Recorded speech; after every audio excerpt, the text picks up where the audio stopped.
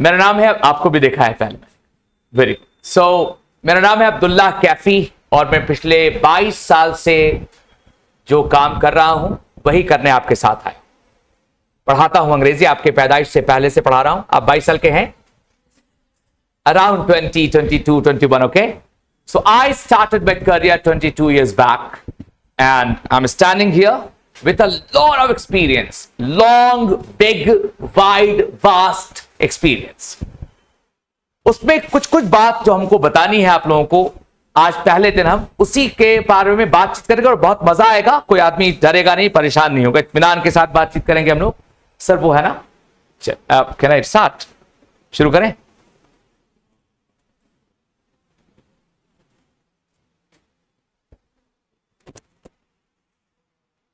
आज are you comfortable in English? Can I talk? Okay, everyone, all of you? No, 50-50. So I'll keep my lecture 60-40. The ratio of the language used in the lecture will be 60-40. 60% अंग्रेजी और 40% हिंदी, या इसको उलट दे 40-60। कुछ बच्चे हैं जिनको देख के लग रहा है कि हम लोग हिंदी ज्यादा। बेटा शर्माना नहीं है, ठीक है? अगर मुझे कोई भाषा नहीं आती है तो मैं क्या करूं, सुसाइड कर लूं? मुझे जर्मन नहीं आती है तो जर्मन नहीं आती है मुझे। तो ये सबसे पहली बात ये समझो कि अपने आप को फेल होने का चांस दो। स्कूल के टेस्ट में 20 नंबर का टेस्ट हुआ और 10 नंबर आया तो मां बाप भी परेशान हो रहे, बच्चा भी परेशान हो, मेरा 10 नंबर कट गया। अरे कटने दो भाई, पढ़ने वाला इंसान ही नाकाम भी होता है ना, तो उससे फिर हम सीखेंगे। तो एक चीज तो सबसे पहले जो तुम्हें अब एक बात मैं बताना चाहता हूं बेटा, कि जो अभी हम जिस क्लास में बैठे हुए हैं, पहले भी बैठे हुए हैं, पिछले 10 साल 12 साल से तुम ये काम कर रहे हो, स्कूल गए, कॉलेज गए, यूनिवर्सिटी गए, फिर एक क्लास आ गया। लेकिन ये वाला क्लासरूम दूसरे पुराने सभी क्लासरूम से अलग होना चाहिए, करेक्ट? वहां पे हम लोग पूरी तरह से फोकस कर रहे थे पास करना, फेल नहीं होना। फेल होने में भी there should not be any shame in failing, I tell you. If I failed, I failed. That's it. मेहनत नहीं कर पाया, फेल कर गया। तो ये समझना है हम लोगों को कि सबसे पहले तो अपनी साइकोलॉजी बदलनी है, अपना थॉट प्रोसेस बदलना है, सोचने का तरीका, विचार करने का तरीका बदलना है बेटा, ठीक है? कि आज से जो काम हम कर रहे हैं, your academic qualification and your school college performance and your result, they don't matter at all now. They're all gone by.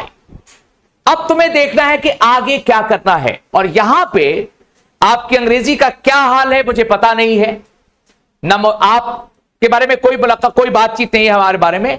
यह समझना है कि आज हम एक लेवल प्लेइंग फील्ड पे, एक समतल पे हैं और सब बराबर है। क्योंकि जो अंग्रेजी आपने पढ़ी अपने स्कूल के टाइम में और जो इंग्लिश अब पढ़ेंगे, वो दोनों दो डिफरेंट बॉल गेम्स हैं, करेक्ट? एक तो ये चीज है, इससे कोई बच्चा ये नहीं सोचेगा मैं कमजोर हूं, मैं पीछे बैठने वाला बच्चा हूं, मुझे अजीब लग रहा है देखने में। You have to be absolutely confident, एकदम पूरी तरह से आत्मविश्वास से भरा हुआ इंसान बनना है। सबसे पहली बात तो ये हो गई। दूसरी बात ये समझना है हम लोगों को कि जब हम कोई पढ़ाई करते हैं ना बेटा, तो हमेशा कोई भी काम करने का एक पर्पस होता है। तुम जब घर से बाहर निकलते हो आधे घंटे के लिए, तो घर के मां बाप पूछते बेटा कहां जा रहे हो, तुम बताते हो और वो कन्विंस होते हैं, तब तुमको परमिशन देते कि ठीक है जाओ, जल्दी आ जाना। लेकिन जिस आधे घंटे के लिए अगर वो कन्विंस नहीं है तो तुमको रोक देते कि नहीं जाना है, तो वो आधा घंटा भी तुम्हारा उस समय उस जगह पे वो बर्बाद नहीं करवाना चाहते हैं जो तुम्हारे लिए सही नहीं है। तो ये तो करियर का सवाल है, 7-8 महीने का मामला है। And these 7 months must be utilized in the most proper manner. Optimum utilization, maximum. तो ये समझना है। दूसरी बात ये कि अब तक के स्कूल कॉलेज में जो हमने पढ़ाई की वो क्या है बेटा, ज्यादातर चीजें हमने रटी थी। We learned everything by heart. उसको कहते हैं learning by rote, ROTE, रटना। What happened? A teacher came into the classroom. क्या आज पढ़ाएंगे फोटोसिंथेसिस, उन्होंने पढ़ा दिया, फिगर बना दिया, फिर क्वेश्चन आंसर लिखवा दिया, आपसे फेयर कॉपी मंगवा ली और टिक कर दिया, कहा learn it. They never write understand it, learn it. बताओ न्यूटन का थर्ड लॉ क्या? थर्ड लॉ ऑफ मोशन तुमने बताया, every action has an equal and opposite reaction. Very good, very good, bad job. You if you don't understand things, the knowledge with no understanding, no concept is absolutely useless. तो सबसे पहली चीज जो change करना है तुम्हें वो क्या? अपनी साइकोलॉजी। फेल होने दो अपने आप को, खुद से प्यार करो बेटा। कोई बात नहीं, अपने आप को, जैसे अपने छोटे बेटे को प्यार करते हैं तो हम उसको बोलते कोई बात नहीं बेटा, कुछ टूट गया, डर गया, तो उसको हम कहें कोई बात नहीं, कोई बात नहीं, बेटा फिर आ जाएगा, अगले बार से केयरफुल रहना। तो तुम अपने आप को प्यार करो, थोड़ा सा पैम्पर भी करो खुद को, थोड़ा थोड़ा, कि कोई बात नहीं, फेल हो गए, कोई बात नहीं, फिर एक बार एफर्ट लगाते हैं। एक तो ये बात हो गई। दूसरी बात यह है कि हम लोगों को सबसे पहले और दूसरी बात समझनी है कि अब तक हमने पूरा का पूरा फोकस अपनी जिंदगी में लगाया कि चीजों को रट लें, याद कर लें, याद कर लें, याद कर लें। समझा ही नहीं हमने कि क्या पढ़ रहे हैं। क्वेश्चन पेपर जब मिलता है स्कूल एग्जाम में तो तुम देखते हो ना, क्या देखते हो? अरे ये याद है, अरे ये याद है, और जैसे जैसे याद वाला मिलता है तुमको अच्छा लगता है, याद है, याद है, टिक टिक टिक टिक टिक, 5 हो गया। ये नहीं कि सब ये बन जाएगा। तो याद करने वाला जमाना चला गया तुम्हारा। You can perform well if you have learn the answers by heart only in school exams और कॉलेज एग्जाम्स और यूनिवर्सिटी एग्जाम्स। जिस एग्जाम की तैयारी हम करने वाले हैं उसका नाम है कॉम्पिटिटिव एग्जाम। बोलो तो एक बार। और ये कंपटीशन में क्या है बेटा? Your concept works. क्या है? कॉन्सेप्ट। चीजों को तुम कितना अच्छे से, उसका मेंटल पिक्चर है, कितना अच्छा समझा है तुमने चीजों। क्योंकि हर क्वेश्चन वहां पे, कोई भी क्वेश्चन रटा हुआ नहीं आएगा, क्या है रटा हुआ था, रटा हुआ था। Every question is a new question. You have to base on your concept, your understanding, your learning, and not the memory that you have of the things. चीजों की याददाश्त का टेस्ट है, वहां पे समझदारी का टेस्ट है। तो ये दूसरी बात है कि अब हम लोग क्या करने वाले हैं, आज से हर एक चीज के कॉन्सेप्ट पे काम करने वाले हैं। चाहे वो वर्क का कॉन्सेप्ट हो, चाहे वो नाउन का कॉन्सेप्ट हो, चाहे रीडिंग स्किल्स हो या वोकैबुलरी हो, उस पर भी काम करेंगे हम। तो एक अप्रोच होगा उसका, साइंटिफिक समझदारी के साथ उस पर काम करेंगे। दूसरी बात यह हुई, the third important thing is that for how long have you been attending your school, college और यूनिवर्सिटीज? कितना दिन से तुम स्कूल, कॉलेज आने जाने का काम कर रहे हो? 10 साल, 12 साल, 15 साल? अब ये एक वर्ड है बेटा, कल्मिनेशन, द फाइनल स्टेज। अब ये एंड हो जाएगा ग्रेजुएशन के साथ, नौकरी मिलने वाली है, अब खत्म होगा पूरा पढ़ाई का सिलसिला। अब तुम्हारी अपनी पहचान बनने वाली। तो ये आखिरी फेज में कभी कभी बच्चे गड़बड़ी करके, गलत दोस्ती करके, गलत किताबों को चुन के, गलत माहौल चुन करके, they spoil their chances of becoming successful.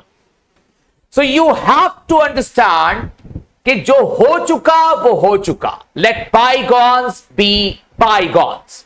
अब क्या करना हम लोगों को? एक बहुत ही हाईली डिसिप्लिन लाइफ जीनी है जिसमें पूरी तरह से अनुशासन होना चाहिए।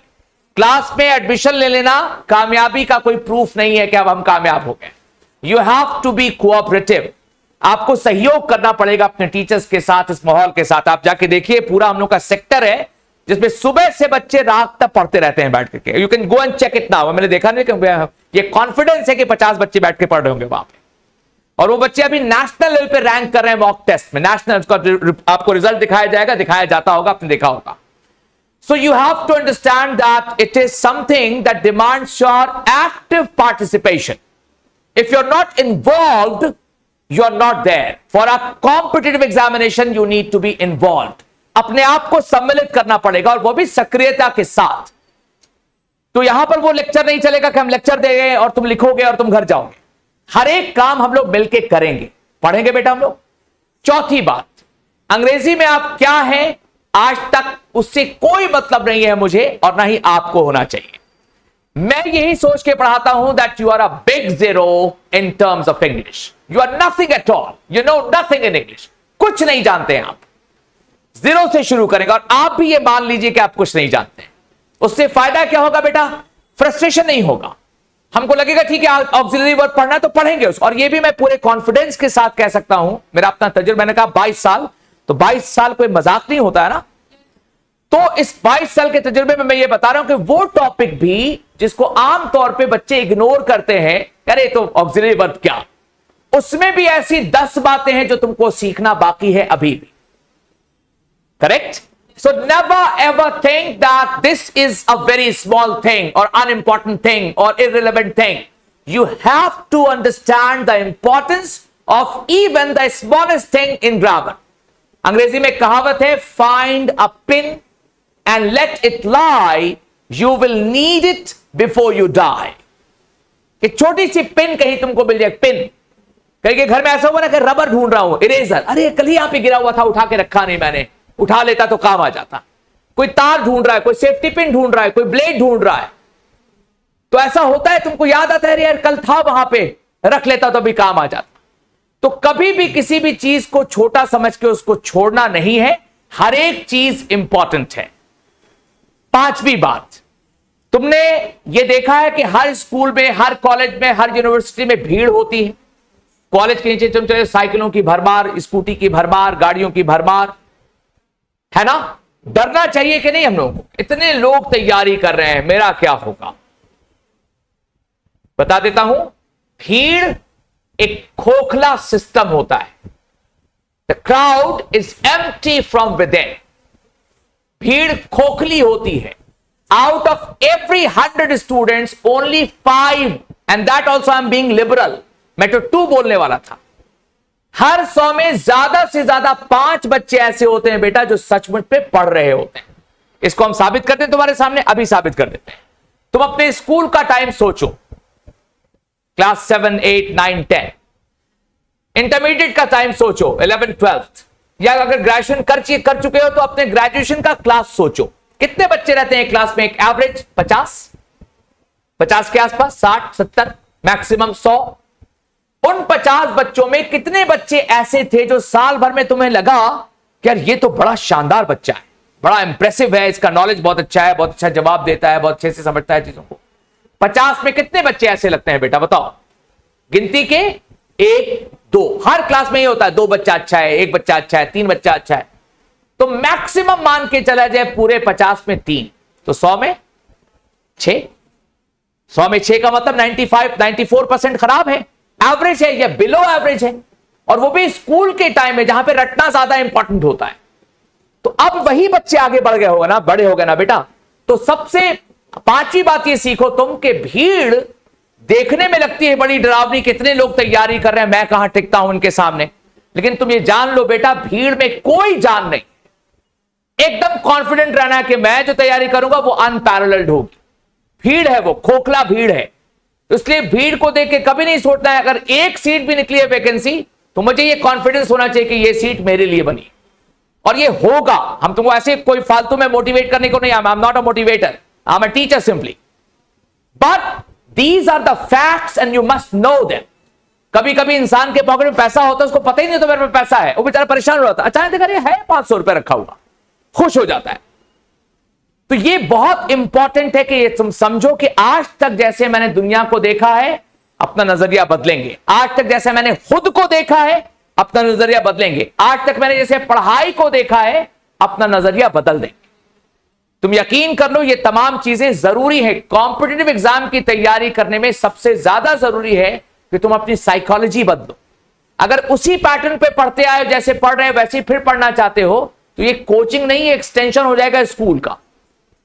कोचिंग में बच्चे इंवॉल्व होते हैं। तुमने देखा क्रिकेट की कोचिंग होती है, तो वहां पे कोई क्लासरूम होता है कि बैठ के देखो आज कैसे बॉलिंग की जाती है, बॉल का वेट क्या होता है और क्या नो बॉल होता है, लिखवाया जाता है कभी किसी को? वो करवाया जाता है। So coaching is a place where you are made to do the activities that you need to do. If I ask you to write notes कि ये लिखो, ये लिखो, ये लिखो, ये लिखो, at the end of the day you will have a very fat notebook with full of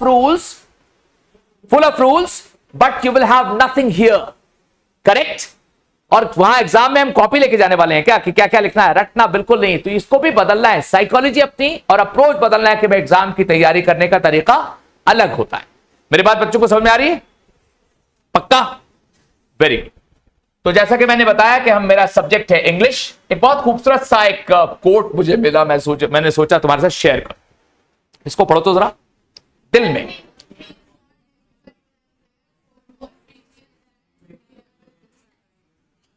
क्या समझा तुम लोगों ने? लेकिन nothing is more difficult and therefore more precious, यानी कोई दूसरी चीज ज्यादा मुश्किल नहीं है और इसलिए ज्यादा कीमती भी नहीं है किस चीज से, then to be able to decide. सबसे मुश्किल काम दुनिया में ये डिसाइड कर, क्या करें क्या करें क्या करें क्या करें, लाइफ मिल गया क्या करें। तो डिसीजन सबसे ज्यादा क्या है, कीमती। फैसला, take a decision and stick to it. कर लिया फैसला, चिपक गए उससे कि अब इसको करके दिखाना, ठीक है। तो ये नेपोलियन बोनापार्ट का नाम हम लोगों ने सुना है। तो कामयाब आदमी जब कुछ कहता है ना बेटा, तो उसके बातों में इफेक्ट होता है, उसमें प्रभाव होता है। खैर, एक तो ये बात होगा। एक छोटा सा प्यारा सा कोट मुझे हिंदी में मिला, मैं सोचा कि आपसे पहली बार मुलाकात करूं तो कुछ आपको ऐसी बात समझाऊं या सुनाऊं जिससे आपको लगे कि हाँ यार ये होना चाहिए जिंदगी। एक बार पढ़ो तो इसको।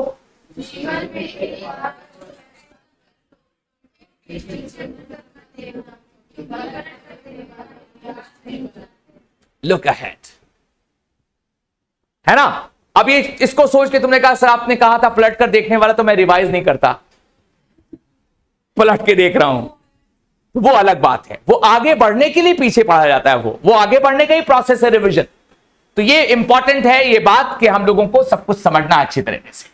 This is the word that is very close to my heart, English. This is my bread and butter, this is my first love, this is my passion, this is my dream, this is my profession, this is my friend and everything. I love languages, Hindi, Urdu, English, Persian, Arabic. I know 5. So English is one of them, correct? और ये इत्तेफाक से मेरी जिंदगी के साथ जिंदगी का हिस्सा हो गया। मैं यही पढ़ाता हूं तो उसमें इससे मुझे बहुत प्यार है। खूबसूरत है ना? फिर निकालो कॉपी बेटा जल्दी से, दिल लगा के पढ़ना, बहुत मजा आएगा। और एक दो बात और बताते, जो बच्चे कमजोर हैं या कमजोर खुद को समझते हैं बेटा, we are your best friends, senior friends, and you can always talk to us about anything you feel और यू आर वरीड अबाउट। जिस चीज के बारे में लगता है तुमको, तुम चिंता में हो, परेशान हो, आके मिलने सर आपसे कुछ बात करनी है और पूछ लेना है कि सर मुझे ये दिक्कत हो रही है, कैसे करें। हम लोगों का एक स्पेशल क्लास चलता है हफ्ते में 2 दिन, मंडे और वेंसडे 2 से 3, उन बच्चों के लिए जो कमजोर बच्चे हैं अंग्रेजी में, है ना। और उसमें हम बहुत बेसिक्स पे काम करते हैं और वो फ्री ऑफ कॉस्ट है। उसको यहाँ के तमाम बच्चों के लिए जो चाहेगा उसको अटेंड कर सकता है। वो 4 महीने का प्लान बनाया मैंने, हर महीने में 8 क्लास, 8 का 4 से मल्टीप्लाई करोगे तो 32 क्लासेस होते हैं। उसमें तुम बेसिक पूरे आइडियाज, थोड़ा ट्रांसलेशन करना, थोड़ा सेंटेंस की पार्सिंग करना। जैसे मान लो एक छोटा सा सेंटेंस मैंने लिखा, एग्जाम्पल के तौर पर ऐसे ही शुरू करता हूं। जैसे मैंने लिखा, on the top of the hill lives a hermit। ये एक सेंटेंस है बेटा, पढ़ो तो एक बार फिर से। हर सेंटेंस में अंग्रेजी में एक सब्जेक्ट होता है। कोई बच्चा बता सकता है कि इसका सब्जेक्ट कौन है? किस? ब्यूटीफुल, कस के बोलो बेटा, hermit, ब्यूटीफुल। ये है सब्जेक्ट, अ हर्मिट। और हर एक सब्जेक्ट के लिए अपना एक वर्ब होता है। कोई भी सब्जेक्ट ऐसा नहीं होगा जिसका कोई वर्ब ना हो। तो कौन है वर्ब इसका? Lives, beautiful. और ये पूरा पार्ट क्या है बेटा? ये नहीं, ऑब्जेक्ट नहीं है। ये ऑब्जेक्ट होता है वो चीज जो वर्ब के इफेक्ट को रिसीव करते है। ये तो रहने की जगह बता रहा है ना, कहां रहता है hermit? On the top of the हिल। इसको एडवर्ब कहेंगे। ये पूरा एडवर्ब फ्रेज है। ऑफ द कार, आप इसको पलट दो, देखो आसानी के साथ। हमेशा हम लोग क्या करेंगे ना, we'll start playing with the sentences. अब ऐसे पढ़ो, आसान हो गया। इसमें एक बात और तुम समझो कि आमतौर पे सेंटेंस जब बनता है ना बेटा, तो पहले सब्जेक्ट आता है, फिर वर्ब आता है। आई am a teacher, my father reads the times of India, my mother कुक्स delicious food for us. Subject verb, subject verb. यहां पे क्या किया हम लोगों ने? वर्ब को सब्जेक्ट के पहले रखा है। क्यों किया? यह मेरा मन कर गया, या गलती है, या कोई रूल है? रूल है। क्या रूल है? कि जब भी किसी सेंटेंस को मैं देखूंगा कि किससे शुरू हो रहा है, एक एडवर्बियल एक्सप्रेशन से, जो क्या बताए? प्लेस, एडवर्बियल एक्सप्रेशन का मतलब वो बात, वो शब्दों का समूह, वो भाव जो एडवर्ब का सेंस रखता हो। एडवर्ब का मतलब जो वर्ब के बारे में कुछ बताए, फिलहाल इतना ही समझो, और भी उसका काम है। तो वहां पर एडवर्बियल एक्सप्रेशन ऑफ प्लेस से अगर सेंटेंस की शुरुआत की हमने, तो वहां क्या करेंगे, वर्ब को पहले रखेंगे और सब्जेक्ट को बाद में। और इस काम को अंग्रेजी भाषा में कहा जाता है इन्वर्जन। बोलो तो एक बार, वेरी। आज पहले दिन ही तुमने एक शानदार वर्ड सीखा ना, इन्वर्जन। इसका बहुत सा रूल है, कम से कम 12 रूल्स हैं इन्वर्जन के, उसमें एक रूल ये है। तो क्या कहने का मतलब है कि जो चीज पहली निगाह में थोड़ा मुश्किल लगती भी है, उसमें भी थोड़ा टिकोगे ना, तो तुम बोले साफ, अरे ये तो ये लिखा हुआ है। So on the top of the hill lives a hermit, थोड़ा गड़बड़ाया, यहां से शुरू, a hermit lives on the top of the hill, clear. So the point is, if you're not afraid of sentences, if you're not afraid of reading and dealing with them, I tell you, everything that you find difficult will become easy for you. जो तुमको लगता भी है कि मुश्किल मुश्किल मुश्किल मुश्किल, कोई मुश्किल नहीं है।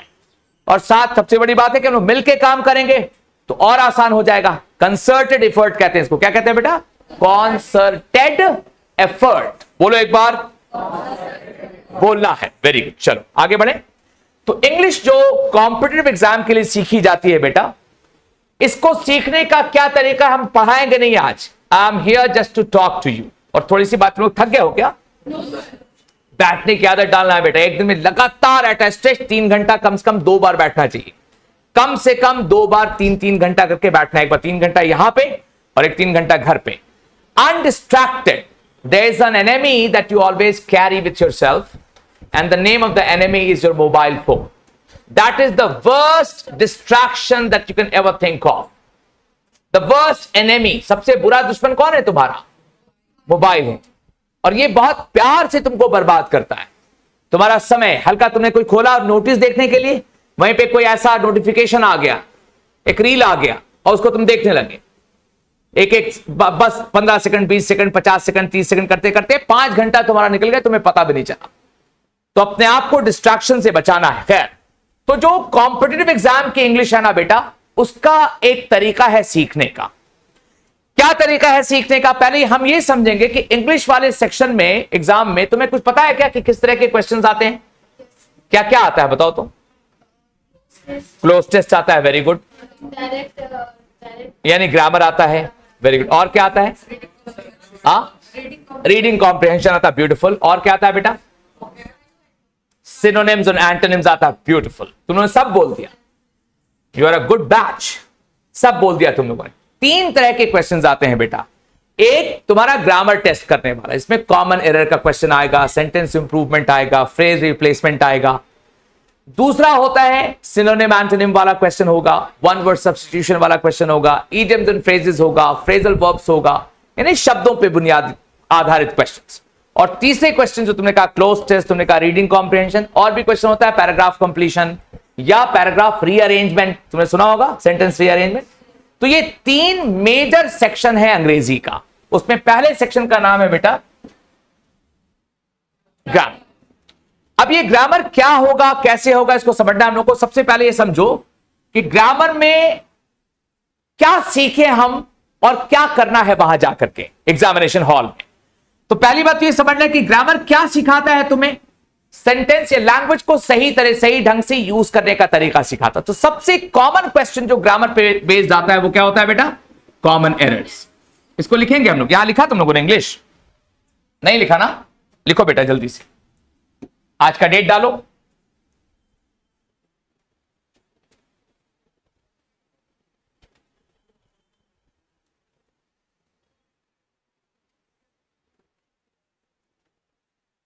लिख लिया? ठीक है। अब इसमें हम लोगों को समझना है कि हमारे पास इंग्लिश में करने को क्या है। 3 बातें हैं जिस पे हम लोग मेहनत करेंगे, ठीक है। एक चीज का नाम है ग्रामर, और ग्रामर पे बेस्ड जो क्वेश्चंस आते हैं वो क्या क्या है। सबसे पहले तो आसान सा क्वेश्चन समझ लो, कॉमन एरर्स, ठीक है। ठीक है बेटा, एक छोटा सा एग्जांपल लेते हैं हम तुम लोगों के लिए। कोई बच्चा बोलेगा, इसको लिखेगा और उसके बाद में बातचीत करेंगे। जैसे लिखा मैंने, ही डज नॉट, सब लोग लिखोगे, लिव्स इन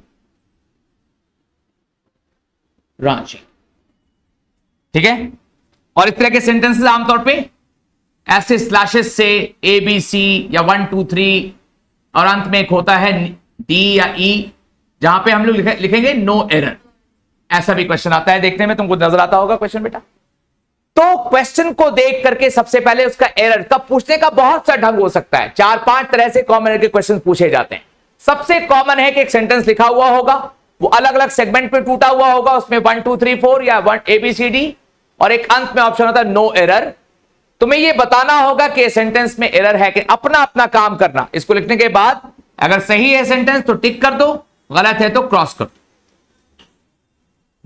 जल्दी से, कोई टेस्ट नहीं बेटा, है ना, सिर्फ एक चीज हम तुमको समझाना चाहते हैं ताकि पहले दिन से ही तुम्हें सीखने का एहसास होने लगे।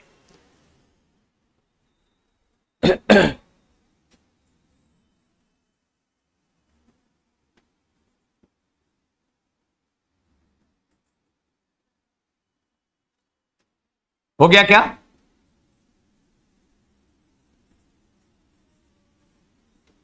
बोलो बेटा, हो गया?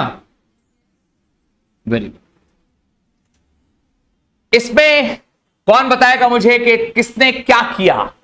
कितने बच्चों ने टिक किया? टिक सीधा, ऐसे बताओ किसके किसके अनुसार यह सेंटेंस सही है, कितने बच्चों के अनुसार यह सेंटेंस गलत है? 1 2 3 4, और बाकी बच्चे न्यूट्रल, सही नहीं है कि सही है? क्या है तुम्हारा अंदाजा, बताओ बेटा जल्दी से। तो कुछ बच्चों ने कहा गलत है, तुम बताओ रीजन बेटा क्या गलत है इसमें, तुम भी बता सकती हो। वेरी, कौन सा लगेगा बेटा? ये जो है लिव्स लिखा हुआ, ये वर्ब का 5th फॉर्म है, और ये कह रही है कि यहां पे 5वां रूप नहीं, पहला रूप लगेगा वर्ब का। क्यों लगेगा?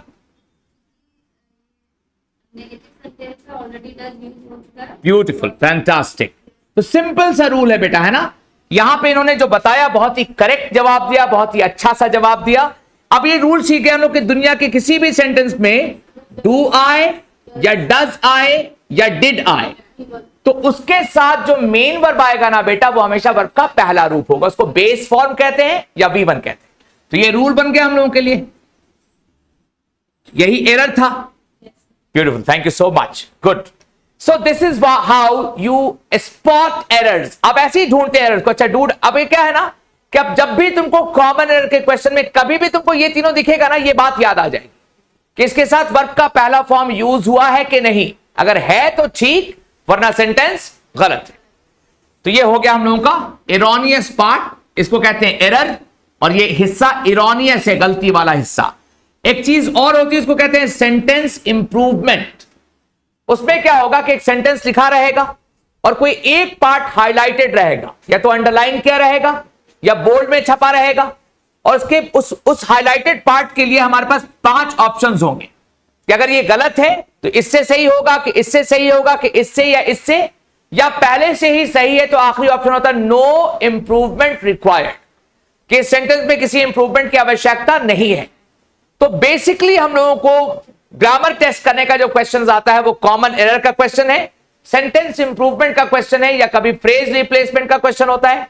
तो कुल मिलाकर के क्वेश्चन का पैटर्न जो भी हो, अगर हमारा ग्रामर ठीक ठाक है तो ये सारे क्वेश्चन ऐसे 20 क्वेश्चन का सेट अभी हमने बच्चों से बनवाया, तो 5 मिनट 4 मिनट का खेल होता है। कॉन्सेप्ट पे बात करोगे, कभी जिंदगी में गलती नहीं होगी। तो एक छोटा सा कॉन्सेप्ट क्या मिल गया बेटा हम लोगों को कि whenever you have one of these auxiliary verbs, do, does or did, it will always be followed by the first form of the verb. इसके बाद कौन आएगा? हमेशा वर्ब का पहला फॉर्म। एकदम आसान है ना। चलो इसको एक सेंटेंस और दूं मैं तुम्हें, जल्दी से आगे बढ़ूंगा। आज सिर्फ बातचीत, थोड़ा सा तुम लोगों को रिलैक्स रखना है। मिटाएं इसको बेटा। एक छोटा सा सेंटेंस, सब लोग सही करेगा खुद से इसको। अरे अरे,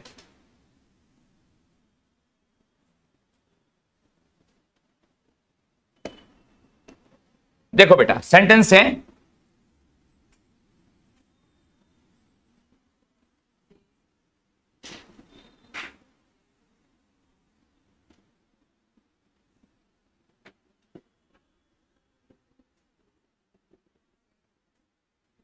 राइट फास्ट। जल्दी से लिखो। इत्मीनान के साथ, ठीक है, लिख लिया? लिख लो बेटा, लिख लो जल्दी से, लिख लो। They did not went to Delhi yesterday. अब क्या करना है बच्चों को? सिंपल सी बात, एरर देखना है। अभी हम लोगों ने क्या सीखा है डू, डज और डिड के बारे में? इसको अंडरलाइन कर लेंगे पहले हम लोग अपने कॉपी। जब हम काम करेंगे ना बेटा, खूब लिखेंगे, अंडरलाइन करेंगे, करेक्ट करेंगे, ताकि तुम फील करो कि तुम हर सेंटेंस के हर एक शब्द के बारे में रिएक्ट कर रहे हो, तुमको समझ में आ रहा है क्या क्या है। तो अब इसके साथ कोई ना कोई मेन वर्ब आएगा। ये क्या है बेटा? हमारा ऑक्सिलरी वर्ब। तो हर ऑक्सिलरी वर्ब के बाद एक मेन वर्ब आता है। बताओ तो एक आवाज में इसमें मेन वर्ब कौन है? वेंट है। वेरी गुड, वेंट है। ये हमारा क्या है बेटा? Main verb. और ये मेन वर्ब का कौन सा फॉर्म है? पहला, दूसरा, तीसरा, V2 है। तो हमने क्या सीखा है? डू, डज और डिड के साथ क्या आना चाहिए था? V1। यानी ये सेंटेंस भी हमारा गलत है। क्या सही होगा? They did not go to Delhi yesterday. एकदम सिंपल सा बात है, यहीं से शुरू करेंगे, बल्कि इससे भी पहले चलेंगे हम लोग। ये सिर्फ एग्जाम्पल के तौर पे तुमको समझा रहा हूं कि हम लोग कैसे आसानी के साथ हर तरह के सेंटेंसेस को अपने कंट्रोल में करेंगे। तो बताओ तो किसी सेंटेंस में डू या डज या डिड आएगा तो मेन वर्ब कौन सा होगा? V1, वर्ब का पहला रूप। आगे में बात करेंगे V1 क्या होता है, V2 क्या होता है, अभी पढ़ा नहीं रहे हैं, सिर्फ एग्जाम्पल है। आगे बढ़ते हैं बेटा, बढ़े आगे। दूसरी चीज है जिसका नाम है वोकैबुलरी। क्या नाम है बेटा? What do you mean by this? How do you define it? If I ask you what is vocabulary, what would be your answer? Word power, word power, word power. Vocabulary सुन के क्या दिमाग में आता है बेटा आपको? कुछ भी शब्द, वर्ड मीनिंग बोलो। एक बात समझो बात को बेटा, इस क्लासरूम में कोई भी बच्चा किसी से झूठ मूठ का शर्म में नहीं जिएगा कि मैं बोल दूं तो कोई दूसरा मेरा दोस्त सुन लेगा या वो सुन लेगा या वो सुन लेगा तो हमको मेरी कोई बेइज्जती नहीं होती है बेटा। तुम्हारी इज्जत बेइज्जती तुम्हारे फाइनल रिजल्ट में होती है। इसलिए यहां पे गलती करने की जगह है, जहां पे खूब सारी गलती जो मन में आएगा बोल देंगे हम। ऐसा करने से एनर्जी रहती है क्लास में, वरना तुम ऐसे बैठे रहोगे सुनते रहोगे तो पैसिव लर्नर कभी कॉम्पिटिटिव एग्जाम की तैयारी नहीं करेगा, तुमको एक्टिव होना पड़ेगा। खैर, तुम्हें पूछा था वोकैबुलरी सुन के क्या दिमाग में आता है तुम्हारे? शब्द आते हैं, वर्ड मीनिंग आता है, वर्ड पावर आता है, यानी शब्द, सबको शब्द के बारे में याद आता है कुछ ना कुछ। असल में क्या होता है, अच्छी बात है तुमने सही सोचा, वोकैबुलरी को हम डिफाइन ऐसे करेंगे कि क्या है वोकैबुलरी? इसका सिंपल सा डेफिनेशन है अ language user's knowledge of words. Language user कौन है? मैं हूं, आप हैं, आप हैं। जो भी भाषा का प्रयोग करता है वो लैंग्वेज यूजर है। तो हमारा जो एज अ लैंग्वेज यूजर जो मेरा नॉलेज ऑफ वर्ड्स है वही मेरी वोकैबुलरी है। क्या है बेटा? नॉलेज ऑफ किसका? And who is this language user? I am that language user, you are that language user, you are the language user. जो भी भाषा का प्रयोग करेगा उसका जो शब्दों का ज्ञान है वो उसका वोकैबुलरी है। So vocabulary is a personal thing. ये हर व्यक्ति का अलग अलग होता है। मेरी वोकैबुलरी, तुम क्या कहते हो? सर मेरी वोकैबुलरी अच्छी नहीं है, पापा की वोकैबुलरी बहुत अच्छी है, मेरे भाई की वोकैबुलरी अच्छी है। तो किसी की वोकैबुलरी, इसका मतलब it is something that varies from person to person. किसी का कुछ, मेरा ज्यादा शब्दों का भंडार तो मैं ज्यादा जानता हूं, वो कम जानता है, वो और ज्यादा जानता है, ये हो सकता है। अब ये बताना है मुझे तुमको कि देखो बेटा, आम बच्चों से तुम कैसे अलग हो जाओगे। हम ये पूरे कॉन्फिडेंस के साथ ये बात करें कि जो अभी हम डिस्कस करने जा रहे हैं उसमें शायद 3 बातें तुमने पहले सुनी होगी, 2 बात तुमने कभी जिंदगी में नहीं सुनी होगी। तो उनको बताना अगर सुना होगा तो कि नहीं मैंने सुना था सर। तो यही चीज कि किसी भी काम को करने का ढंग अगर सही होगा ना बेटा, कि किस रास्ते पे चलना है, हमारे पास ब्लूप्रिंट प्रॉपर होना चाहिए, प्रॉपर मैप, तो हम पहुंच जाते हैं सही डेस्टिनेशन पर। तो ये आज की बातचीत सिर्फ मैप थ्रू। समझ में आ रहा है बेटा अच्छे से? क्लास पक्का ना? डरना नहीं है। तो छोटे छोटे क्या क्या क्वालिफिकेशन क्या है तुम्हारी? 12th पास किया है तुमने भी? ठीक है, मस्त होके पढ़ रहा है, ठीक है ना? हम लोग सब 12th पास कर चुके हैं ना? ठीक है, तो एकदम खुश खुश रहना, मुस्कुराओ पहले एक बार, ठीक है? खाली सेल्फी ले में तुम मुस्कुराते हो, है ना? ये नहीं होना चाहिए। हम लोग ऐसे भी टीचर्स के साथ थोड़ा उनको लगे कि भाई बड़े बच्चे जो मुझे सुन रहे हैं वो मजा आ रहा है उनको भी सुनने में, समझ में आई बात हम लोगों को? इसी पे सब कुछ है बेटा, दुनिया इंटरेस्ट पे चलती है, अगर इंटरेस्ट नहीं है तो फिर जिंदगी में कुछ नहीं है। चलो बेटा, तो नॉलेज ऑफ वर्ड्स में सबसे पहले मान लो एक वर्ड मैंने लिखा,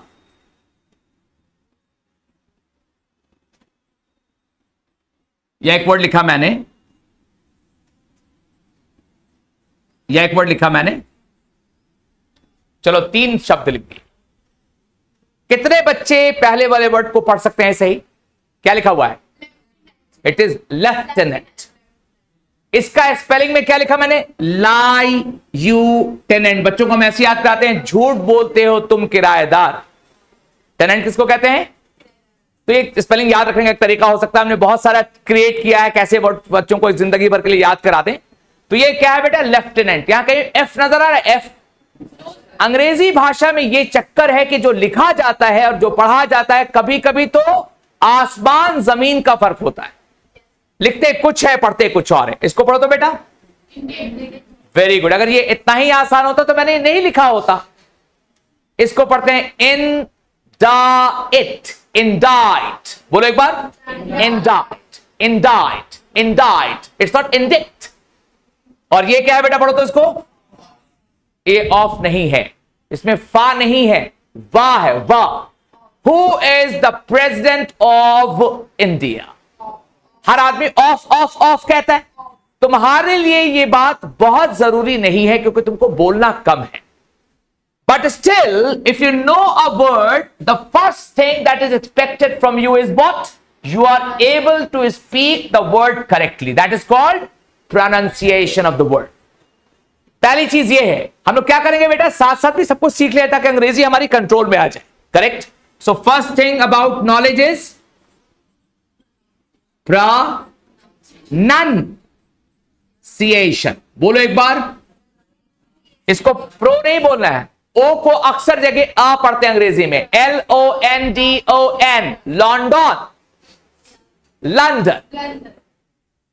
ONION, onion, onion. OPINION, opinion, opinion. So this is pronunciation. तो पहली बात ये, इसको लेकिन परेशान नहीं होना है। कह यार ऑफ बोलता था मैं, ये ऑफ है, अरे बाप रे बाप क्या करें? देखो एक छोटा सा तरीका बताते हैं तुमको बेटा, ठीक है ना? बहुत मजा आएगा हम लोगों को साथ पढ़ने में। तुम अच्छे बच्चे लग रहे हो, खुदा करिए अच्छाई बरकरार रहे। यही चीज है बेटा, जिसने अपने इंथ्यूजियाज्म को 7 महीना तक मेंटेन कर लिया, उसको मैं लिख के आज दे दूंगा कि तुम जो बनना चाहते हो वो बनोगे। Absenteeism, not revision at home, being unpunctual, being not interested, being lethargic and listless in the classroom. समझ में आ रहा ना? अब बन कर रहा है घर में जाके पराठा, अंडा, भुजिया, क्या क्या दिमाग में आ रहा है। तो ऐसा बच्चा लोग कामयाब नहीं होता। आएगा बड़ा हुआ, गुड मॉर्निंग सर, समझ में आ रहा? हाँ सर समझ में आ रहा। लग रहा है हताश निराश 80 साल के बुड्ढे हैं। तेरी दुनिया में जी लगता नहीं, वापस बुला ले, मैं सजदे में पड़ा हूं, मुझको है मालिक उठा ले। ऐसा नहीं होना चाहिए जिंदगी का अप्रोच कि भाई सब कुछ टूट गया था, अब क्या करें, 100 साल के हो गए, सोचा थोड़ा अंग्रेजी पढ़ने जाते जाते। ऐसा नहीं है ना। जवान बन के जियो बेटा। तुम लोग अपने माँ बाप की उम्मीद हो। हर वक्त ये सोच रहा है कि तुम्हारे साथ हजारों लोगों का सपना, तुम्हारे भाई बहन का सपना, तुम्हारे और भी जो रिश्तेदार हैं सबका सपना जुड़ा हुआ है साथ। इसलिए इस पे एक मिनट बेटा, बेटा मैं क्लास में हूं, ठीक बेटा, ठीक है। तो मैं ये कह रहा था कि हम लोग सब लोग किसी ना किसी की उम्मीद है बेटा। तो अपने आप को अकेला मत सोचोगे कि मैं अकेला कामयाब या अकेला नाकाम। तुम्हारी कामयाबी से 100 लोग प्रभावित होंगे और तुम्हारी नाकामी से 100 तो नहीं होंगे, लेकिन जो तुम्हारी फर्स्ट फैमिली है ना, माँ बाप भाई बहन, बहुत दुखी हो जाएंगे। और ये दुख हम लोग उनको किसी कीमत पे नहीं देंगे, किसी भी कीमत पे नहीं। हम अपने माँ बाप के लिए अपनी जान की बाजी लगा देंगे। तो 7 महीना कोचिंग करना क्या बड़ी बात है यार, है ना? इसका पूरा ख्याल रखना है बहुत मोहब्बत के साथ। जब मेरे बाल बच्चे पैदा हुए, उनका नाम भी आदमी बहुत मोहब्बत से रखता है। तुम्हारा भी नाम सोचा गया होगा क्या नाम रखें क्या। तो एक माँ बाप जो एक शब्द छोटा सा सोचने में समय लगा देता है, उसको सेलिब्रेट करता है। नामकरण किया आज अपने बेटे का मैंने, तो सोचो तुम्हारे लिए उन्होंने क्या क्या किया होगा। तुमको अपने बेस्ट, अपने पॉकेट के हिसाब से बेस्ट स्कूल भेजा होगा, बेस्ट कॉलेज भेजा होगा, बेस्ट गैजेट दिया होगा, अच्छे कपड़े दिए होंगे। अल्टीमेटली ये कि उनको ये लगे कि मेरा सब कुछ बर्बाद हो गया।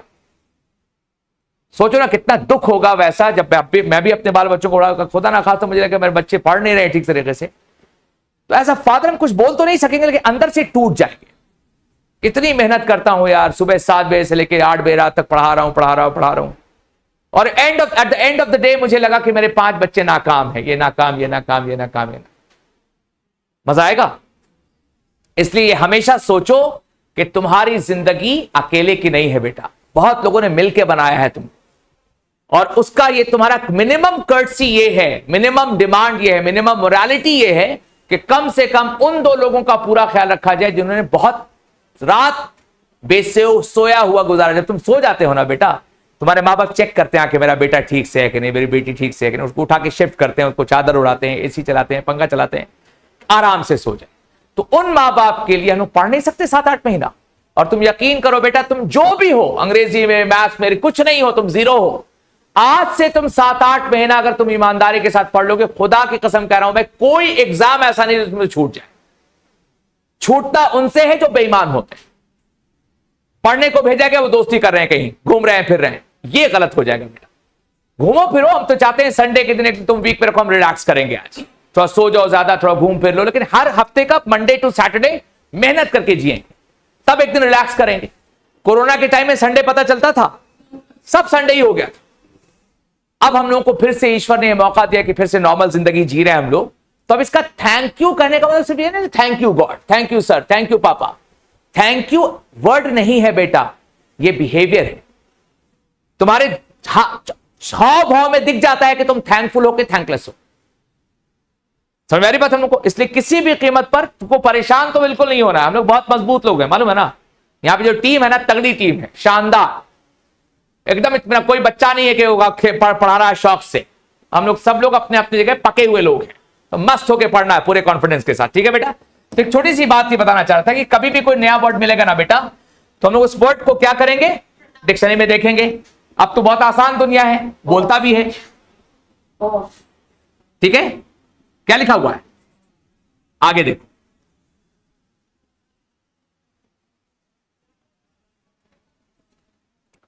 हर जगह कहीं भी फा है ना? इसको और अच्छी डिक्शनरी में दिखाता हूं मैं, एक छोटा सा बस एग्जांपल, फिर आगे बढ़ जाएंगे।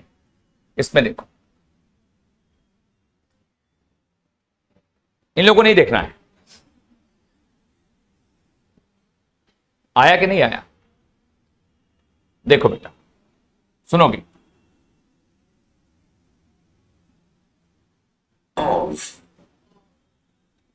स्ट्रॉन्ग वीक सब में देखो, यहां पे क्या लिखा हुआ? वा का साउंड है, ठीक है ना? ऑफ, ठीक है?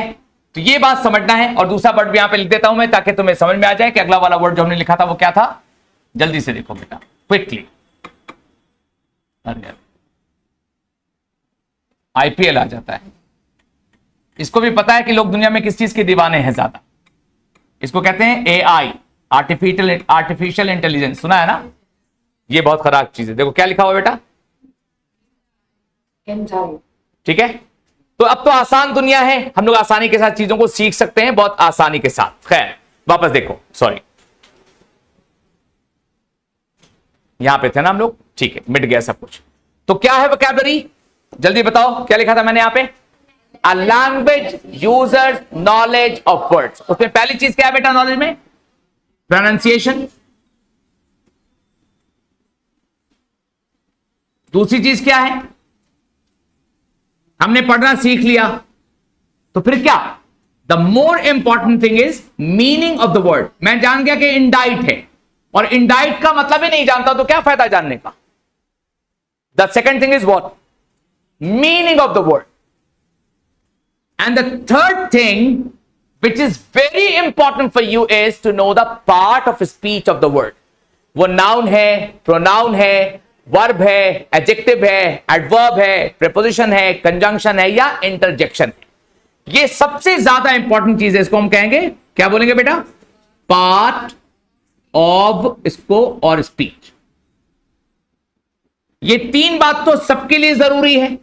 कई बार तुम देखोगे जब क्लोज टेस्ट बनाओगे तुम या फिलर्स बनाओगे तुम, तो तुम्हें लगेगा कि दोनों ऑप्शन सही लग रहा है, ये भी सही लग रहा है, ये भी सही लग रहा है, तो तुम्हें ये नॉलेज काम देगा कि अरे नहीं नहीं ये तो नाउन है, यहां में चाहिए वर्ब या एडजेक्टिव। तो उस हिसाब से कई बार तो कई क्वेश्चन तुमको मैं यहां पे साबित करता रहता हूं, हर क्लास में तुमको भी दिखा दूंगा। कई बार तो 1 सेकंड में क्वेश्चन बनता है, क्योंकि तुमको मालूम है कि 5 ऑप्शन में एक ही नाउन है और वहां ब्लैंक में नाउन का ही डिमांड है, तो दूसरे क्वेश्चन को देखने की जरूरत भी नहीं पड़ेगी। यह है इसका इफेक्ट। तो वोकैबुलरी में सिर्फ वर्ड मीनिंग करने से काम नहीं चलेगा, बल्कि हम वर्ड मीनिंग के साथ ये सोच के चलेंगे जो वर्ड है उसका ग्रामर क्या है। ग्रामर क्या है मतलब उसका पार्ट ऑफ स्पीच क्या है। कोई ऐसा शब्द नहीं है जिसका कोई पार्ट ऑफ स्पीच ना। उसके अलावा 2 इंपॉर्टेंट बातें हैं बेटा, एक को कहते हैं कॉनोटेशन। बोलो वेरी। ये शब्दों के अंदर एक चीज होता है मीनिंग और एक चीज होता है सेंस। जैसे मान लो मैंने कहा एक वर्ड NOTORIOUS, पढ़ो तो इसको, नोटोरियस। इस वर्ड को सुन के तुम्हारे अंदर क्या फीलिंग पैदा हुई, अच्छी वाली कि बुरी वाली? ना, बुरी वाली। इसका मतलब होता है कुख्यात आतंकवादी, कुख्यात डाकू। तो अच्छी वाली फीलिंग आई कि मेरे अंकल सर बहुत कुख्यात डाकू हैं, मिलियनर सर। क्या है, वे मेरे भाई है सर। क्या है सर, बहुत कुख्यात क्रिमिनल हैं। तो कुख्यात अच्छी बात तो नहीं है ना। तो शब्दों के साथ एक चीज होती है बेटा, उसका सेंस। उसी सेंस को कहा जाता है कॉनोटेशन। कई बार तुम जब फिलर्स बना रहे होगे या पैसेज पढ़ रहे होगे तो तुम्हें पूरे कॉन्टेक्स्ट के अनुसार एक नए शब्द का भी सेंस समझ में आ जाता है कि अच्छा कोई तारीफ हो रही है कि बुराई हो रही है। And this is a negative word, correct. उसी के साथ साथ अगर मैं यहां पे लगा दूं फेमस, कैसा वर्ड है बेटा? पॉजिटिव वर्ड है ये। इसके अंदर कैसा कॉनोटेशन है? Positive sense. और एक फाइनल चीज होती है, उसको कहा जाता है कॉलोकेशन। बोलो तो वेरी गुड। कॉलोकेशन में क्या होता है कि हम जब कभी कोई वर्ड इस्तेमाल करते हैं, जैसे मान लो आ डैश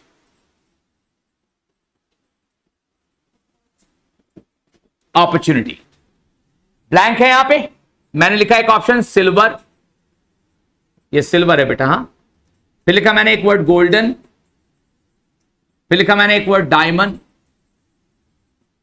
बोलो इनमें से कौन सा जाएगा? क्यों? किसी ने बताया आज तक लाइफ में कि गोल्डन अपॉर्चुनिटी होता है? ये हमने सुनते सुनते सीख लिया। ये कहलाता है कॉम्बिनेशन ऑफ वर्ड्स। हिंदी में मैं कहता हूं कि सर ने एक ऐसा जोक सुनाया कि सब लोग फूट फूट के हंसने लगे। सही है ये? और उसने जब वो दुख की खबर सुनी तो वो ठहाका मार के रोने लगी। फूट फूट के रोते हैं और ठहाका लगा के, तो ये कॉनोटेशन है, यही कॉलोकेशन। ये कौन सा वर्ड किस वर्ड के साथ कंबाइन करके एक राइट करेक्ट लैंग्वेज या सेंस देगा।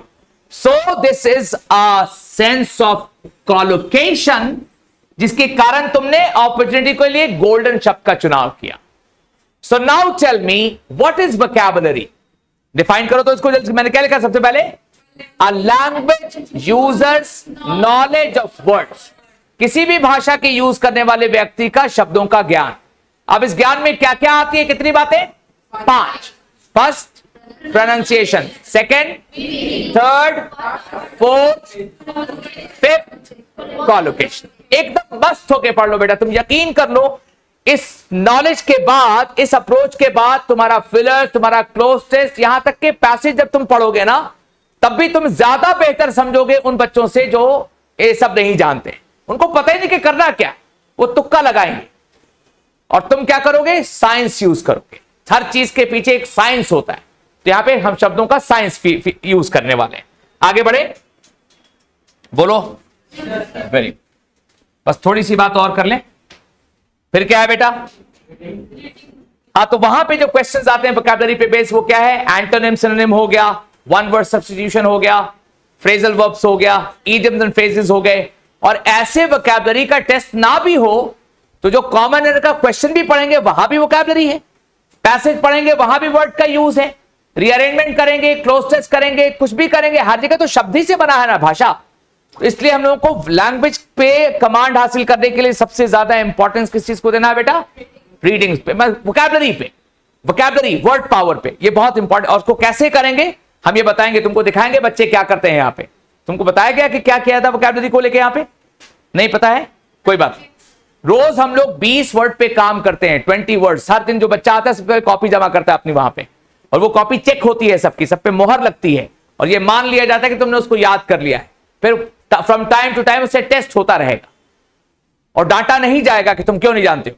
तुमने याद किया है, कभी भूलोगे कभी याद रहेगा, कभी भूलोगे कभी याद रहेगा, करेक्ट। अब तीसरी चीज है रीडिंग स्किल्स, इस पे बातचीत की जाएगी। क्या है बे रीडिंग स्किल्स? किसी भी चीज को पढ़ने का जो एक प्रॉपर टेक्निकल तरीका होता है। छोटी छोटी कुछ बात समझाता हूं मैं तुम्हें, 2-3 बात, चूंकि पहला दिन है, हेवी डोज देने से डर लगता है तुम लोगों को। देखो बेटा, मैंने जब पढ़ा किसी भी चीज को, आमतौर पे कोई पैसेज पढ़ूंगा, कोई भी आर्टिकल पढ़ूंगा, तो उसमें क्या होता है?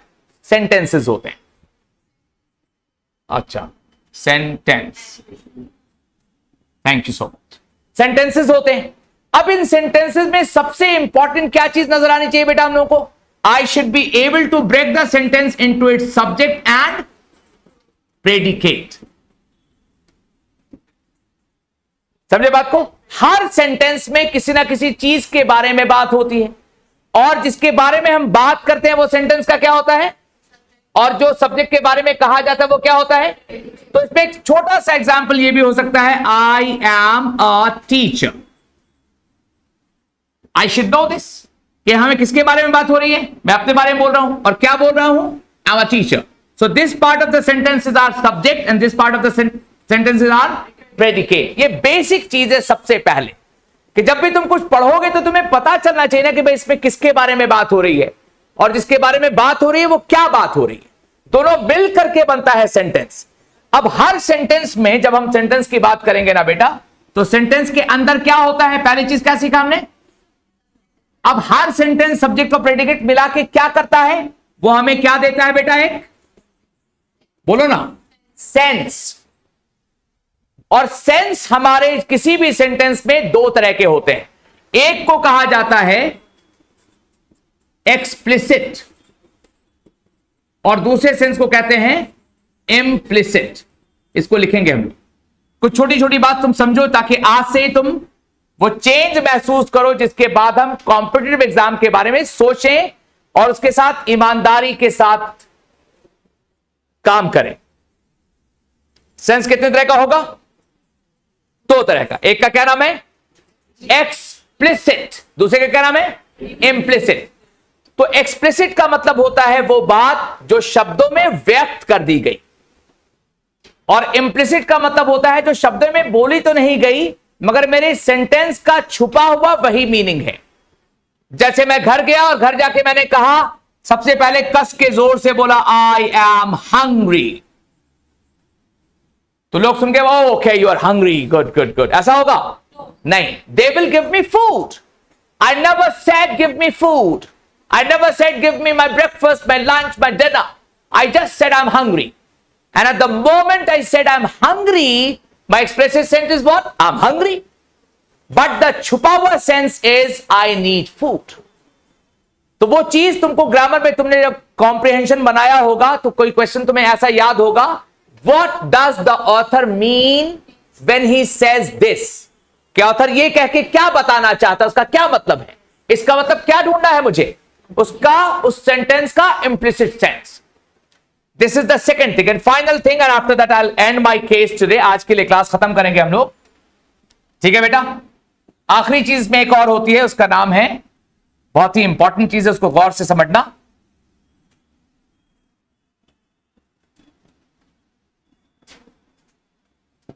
बोलो, इंटोनेशन। ये होता है जब भी तुम पढ़ोगे या बोलोगे तो तुम्हें यह बात समझना है कि जब हम कोई सेंटेंस बोलते हैं तो उसमें सारे शब्द को एक एनर्जी से नहीं बोलते। कोई शब्द ऊपर जाता है, कोई शब्द नीचे आता है। इसको कहते हैं rise and fall of pitch, यानी आवाज का उतार चढ़ाव। तुमने देखा होगा कभी कभी कुछ कुछ म्यूजिक प्लेयर होता है, उसमें एक स्क्रीन लगा रहता है, उसमें दिखाता है ऐसे करके, ये क्या दिखाता है? पिच, ऊपर नीचे ऊपर नीचे ऊपर नीचे, ये चलता रहेगा पिच। तो हम पढ़ने में तभी सही कर सकते हैं, सही सेंस समझ सकते हैं जब हमारा इंटोनेशन सही हो। इसको और एक और नाम है इस चीज का, अगर कहीं और कुछ लिखा मिले तो तुम जान जाओ, इसको कैडेंस भी कहते हैं, CADENCE। इंटोनेशन क्या है बेटा, बोलो तो एक जल्दी से। Rise and fall of pitch, यानी आवाज का, ध्वनि का ऊपर नीचे आना जाना, यह है इंटोनेशन। तो कई बार एक सेंटेंस को अगर तुम प्रॉपर इंटोनेशन के साथ नहीं पढ़ोगे तो ऑथर ने जिस सेंस के साथ वो लिखा था वो सेंस तुमको नहीं समझ में आएगा। इस पे हम लोग ट्रेन करेंगे तुमको और सबको समझ में आएगा। बहुत आसान चीज है। एक छोटा सा एग्जांपल देता हूं तुम्हें इस बात को समझाने के, इसके इंपॉर्टेंस को समझाने के लिए। मान लो मैंने एक सेंटेंस लिखा, I never said that he has stolen the cop. ठीक है, ये सेंटेंस है हमारा। अब इसी सेंटेंस को मैं अलग अलग इंटोनेशन के साथ पढ़ता हूं। पहले मैं यहां पे जोर देता हूं, I never said that he has stolen the car. I never said. I never said. तो जब मैंने कहा I never said, इसका मतलब मैंने कभी नहीं कहा कि उसने मुर्गा चुराया है। किसी और ने कहा होगा तो कहा होगा, मैंने तो नहीं कहा। आगे बढ़ो, I never said that he has stolen the car. I never said. बदल गया मतलब, मैंने कभी नहीं कहा कि उसने मुर्गा चुराया है। आज क्या, कल क्या, परसों का कभी नहीं कहा मैंने। पहले क्या कहा, मैंने नहीं कहा, किसी और ने कहा होगा। अब क्या कहा मैंने, I never said, मैंने कभी नहीं कहा कि उसने मुर्गा चुराया है। फिर देखो sir 2 minute, I never said that he has stolen the cock. मैंने कभी कहा नहीं, I never said कि उसने मुर्गा चुराया है। किसी और कुछ मैंने लिखा होगा, इशारे से बताया होगा, मैंने कहा तो नहीं। फिर बढ़ो, I never said that he has stolen the cock, but don't mind it. Okay? I never said that he has stolen the cock. इसके बारे में तो मैंने नहीं कहा, मैंने तो उसके बारे में कहा था, उनके बारे में कहा था, उनके बारे में कहा था, इसके बारे में तो नहीं कहा। फिर बढ़ो, I never said that he has stolen the cock. मैंने कभी ये नहीं कहा कि उसने मुर्गा चुराया है, मैंने तो ये कहा था उसने खरीदा है, चुराने की बात तो मैंने नहीं की। फिर बढ़ो, I never said that he has stolen the cock. ये वाला मुर्गा, the cock ना, इसके बारे में तो मैंने काले वाले बारे में कहा था, इसके बारे में तो नहीं कहा था। फिर देखो, I never said that he has stolen the cock. कभी मैंने ये नहीं कहा कि उसने मुर्गा चुराया, मैं तो बकरी के बारे में कहा था, गाय के, मुर्गा तो ना, वैसे तो नहीं कहा मैंने। So one single sentence can give you different senses, 7-8 different senses. If you don't read it with proper intonation, the sense of the sentence will change. इसलिए इस पे फोकस करना जरूरी है। तो इंग्लिश में हम लोग क्या क्या सीखेंगे अपने क्लास में आने वाले दिनों में? ग्रामर, वोकैबुलरी, रीडिंग स्किल, इन तीनों चीजों पे काम करना है। कौन सी किताब पढ़ेंगे, कॉपियां क्या होंगी, पैटर्न क्या होगा, ये तमाम बातें अगला क्लास यानी कल हम लोग एक पहला टॉपिक शुरू करेंगे, पढ़ना। जब कल बात नहीं होगी, कल पढ़ाई होगी। आज सिर्फ तुमसे मिलना मकसद था और तुम्हें बताना मकसद था कि डरना नहीं है, रटना नहीं है, अनुशासित रहना है, अपने आप को टीचर्स के साथ अच्छे संबंध में रखना है, मिलते जुलते रहना है। और कोई बच्चा दिल में परेशान होता नहीं रहेगा कि यार मैं परेशान हूं। जब तुम अभी भी परेशान हो मेरे, हम लोगों के होते हुए भी, तो कोचिंग का होना किस काम का।